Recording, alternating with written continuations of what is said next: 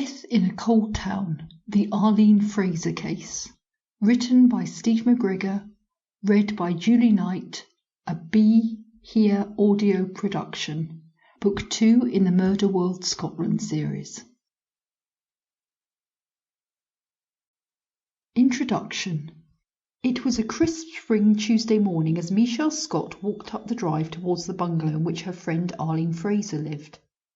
The two women had known each other since their school days, and they often met up for lunch or just a quick coffee. Michelle was worried about Arlene. The vivacious 33-year-old had some problems in her life. She had health issues, and just 4 weeks before, on Mother's Day, Arlene had been so badly beaten and strangled by her husband that he had been arrested and charged with her attempted murder. He had been forced to move out of the family home, leaving Arlene living there alone with her 2 young children. An injunction meant that he was no longer allowed to come to the house or to visit Arlene.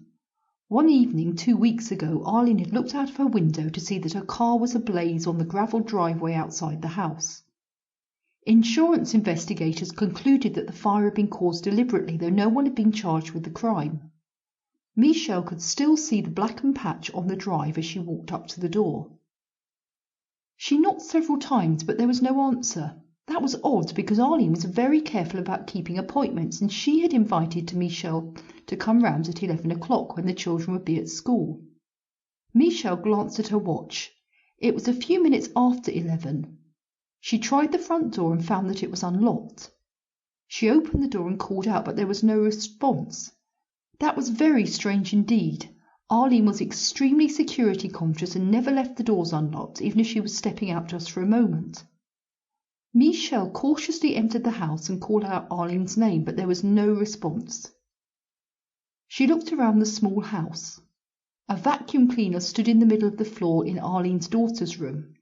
It was plugged in but switched off as if Arlene had stopped cleaning for a moment and stepped away. Arlene's spectacles, contact lenses and medication were lying on her bedside table, and her car keys were in the hallway. Most disconcertingly of all, the washing machine was running in the utility room. Michelle knew that Arlene had a phobia about fire and never ever left the house while the washing machine was in operation. Thoroughly worried now, but unsure what she would do, Michelle left a note for Arlene saying that she'd be back later. Michelle came back several times that day, but each time she found the bungalow empty and no sign that Arlene had been there. At 3 o'clock that afternoon, Arlene's younger daughter came home from school and was frightened and disconcerted to find that her mother wasn't there. Neighbours saw the little girl standing outside the house crying and took her in. Arlene Fraser never did come home to her children, her family, her home or her friends. No trace of her, alive or dead, has ever been found. Her husband claimed that she must have gone away to start a new life with another man. The police had other ideas. Arlene's disappearance sparked one of the largest and longest-running missing persons inquiries ever undertaken, and a murder investigation that would lead to the most contentious cases ever to come before the Scottish courts. This is the story of Arlene Fraser, of what may have happened to her on April the 28th, 1998, and of the events which followed her disappearance.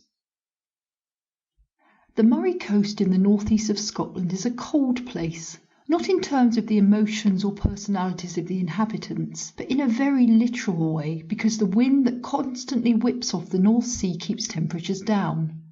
The winters here are long, the days are short, and most of the buildings are made of grey granite, which, as they huddle under a grey sky next to a grey sea, makes any sensible person long for blue skies and sunshine.